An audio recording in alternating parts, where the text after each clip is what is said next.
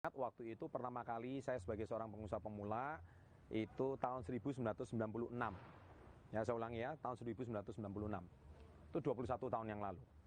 Dan kalau Anda mau tahu kisah lengkap saya, Anda bisa baca buku saya Badai Pasti Berlalu. Di situ sudah lengkap saya berbagi waktu pengalaman saya di awal. Nah, awal saya sebelum sebagai seorang pengusaha, saya ini adalah seorang guru les. Ya, guru les privat. Ya, selama 2 tahun. Dan selama 2 tahun itu pula saya juga punya banyak murid. Tetapi akhirnya saya banting setir ke dunia bisnis karena saya menganggap bahwa dunia bisnis ini lebih menjanjikan masa depannya daripada saya sebagai seorang guru les. Nah, untuk lebih jelasnya Anda juga bisa tonton video saya Mindset dan Mental Orang Sukses. Di situ saya membahasnya dengan sangat jelas mengapa saya mau banting setir ke dunia bisnis. Karena saya memilih kuadran B, bukan sebagai kuadran S atau kuadran E.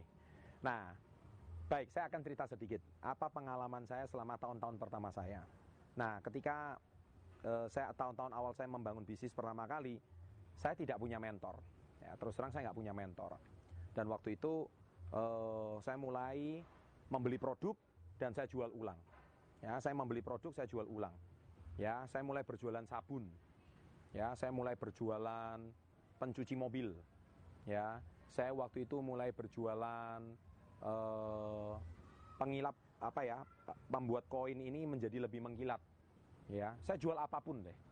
Ya, dan saya mulai ketok-ketok rumah orang. Ya, saya mulai sales door to door.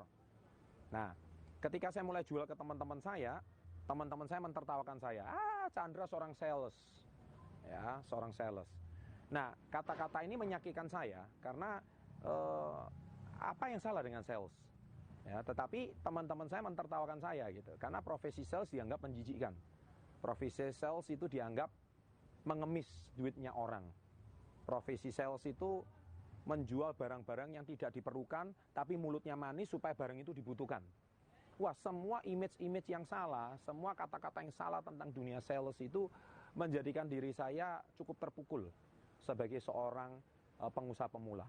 Ya, dan saya mulai ketok-ketok rumah orang dan alhasil apa yang terjadi ya, karena saya nggak punya mentor waktu itu ya, jadi ada yang saya tanya, permisi, mau cari pemiliknya ada, saya mau bilang dari mana? Oh, kami mau menawarkan produk, langsung pintunya ditutup, kubrak gitu ya, langsung nggak ada waktu gitu. Waduh, penolakan yang sangat menyakitkan. Ya, saya juga pernah ke rumah orang, saya bel pintunya, ting tong gitu. Kami tidak menerima penjualan, yang dikeluarkan anjingnya. Waduh, itu saya merasakan betul gitu. Ya, penolakan-penolakan yang menyakitkan hati. Dan itu betul-betul menjadikan diri kita shock gitu ya secara mental. Nah, sahabat entrepreneur, zaman dulu nggak ada sosial media ya. Sebetulnya prinsipnya hampir sama ya. Jadi ketika Anda menjual suatu produk, postingan di timeline Anda, mungkin di Facebook, di Instagram, teman-teman Anda mulai jualan mulu. Mana yang Anda, diri Anda yang asik, diri Anda yang keren gitu. Nah, sahabat entrepreneur, sebagai seorang pengusaha pemula, ya, Anda harus sadar betul bahwa pengusaha pemula itu pasti ada beberapa ketakutan, ada beberapa tantangan. Nah, biasanya saya sudah bahas